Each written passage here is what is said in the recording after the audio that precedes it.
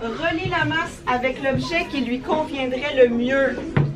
Là, on n'est pas sûr que c'est exactement ça, là. On fait des hypothèses, on essaie. On a 1500 kg. 1500 kg.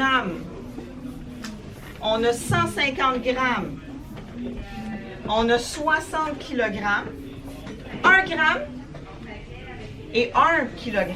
Puis là, ici, on a un bureau, comme mon bureau de prof, par exemple, un dauphin, une feuille, une voiture et une brique. Et voilà. 1 kg avec une brique, ça a bien du sens. 1 kg, c'est 1000 grammes. Ah, les grammes, c'est tout petit, mais si j'en ai 1000, ça peut faire le poids d'une brique. Ouais, OK.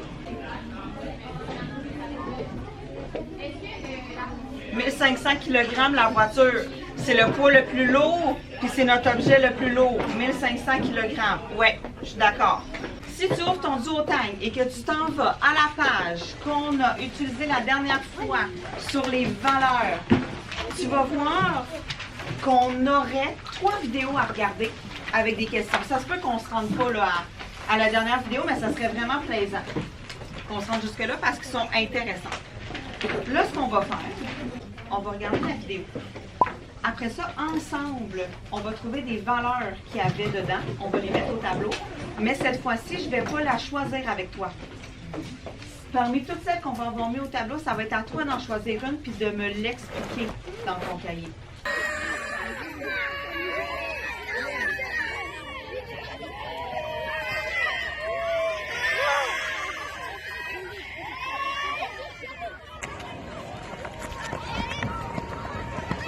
La fenêtre est allumée. Ça regarde, dis-moi stop quand tu veux, je vais cliquer sur la corde. Quand tu sens, tu dis stop. OK? Bon, c'est parti fort ici. Voilà, dis-moi stop quand tu veux. Aujourd'hui. Vous savez, il y a beaucoup de la corde.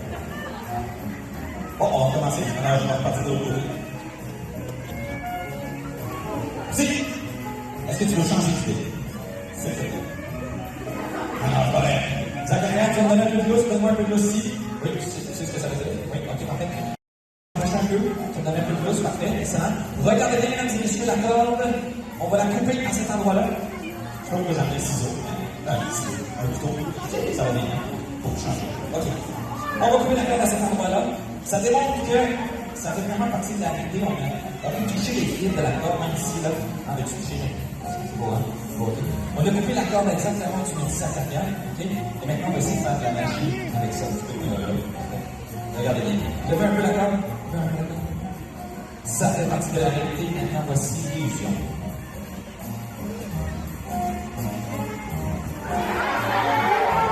Oui, vraiment, les gens applaudissent plus que ça.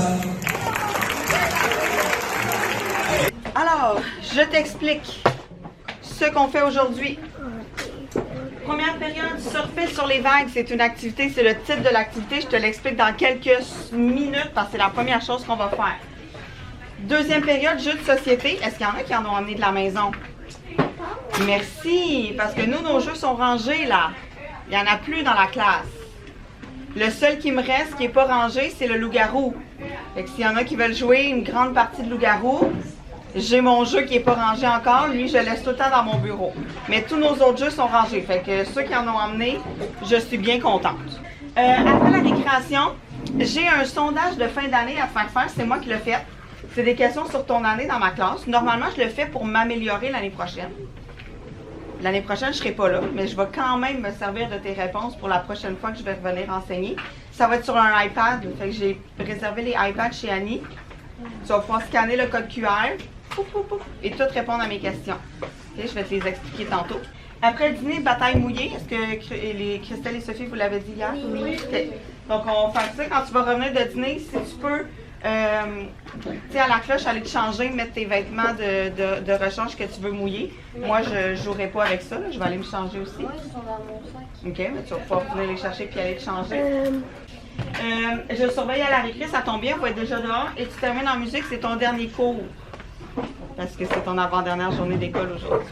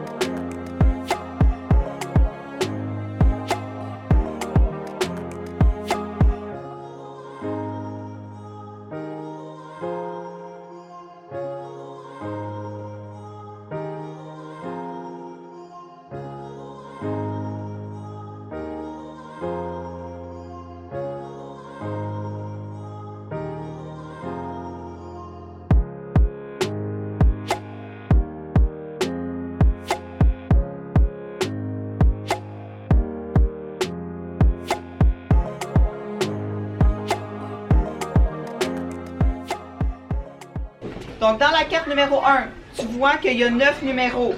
Nom d'une fille, mot de 4 lettres, un aliment, quelque chose dans cette pièce, donc ici.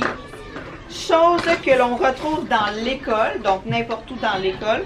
Un vêtement, un animal, nom d'une ville et une maladie. Et tous les mots que tu vas choisir vont devoir commencer par la lettre que je vais te donner. Là, les fautes d'orthographe ne comptent pas, sauf la première lettre. Si je te dis que c'est un S, là, toi, tu mets un mot qui commence par C, bien, c'est sûr que ça sera pas bon, que ça marche pas. À chaque carte, je vais te donner du temps en équipe pour remplir. À la fin, comment on compte les points? Si vous êtes la seule équipe à avoir mis ce mot-là, Ah oui, ça. vous avez 3... C'est moi qui décide. Vous avez 3 points. S'il y a d'autres équipes qui ont la même réponse que vous, vous en avez juste un. Donc, c'est d'où l'important de réfléchir puis d'essayer de trouver une réponse que peut-être que les autres équipes ne mettront pas. À la fin de chaque carte, il va y avoir une équipe gagnante.